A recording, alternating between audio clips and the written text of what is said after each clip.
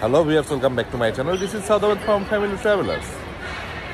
আমরা এখন আছি চায়নার সাংহাইতে।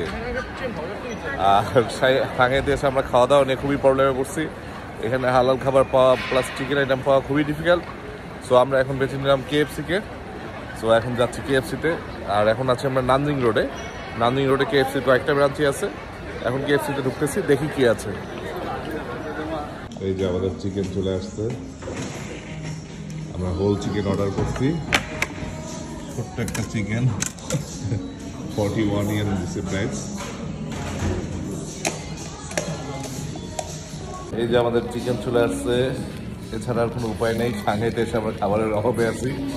এই জন্য কেএফসির চিকেন নিলাম একটা 41 ইয়ান দিয়ে। খাবারটা মোটামুটি ভালোই ছিল। যাই হোক, আল্লাহ এখন এখানে রিজিক রাখছে, আলহামদুলিল্লাহ।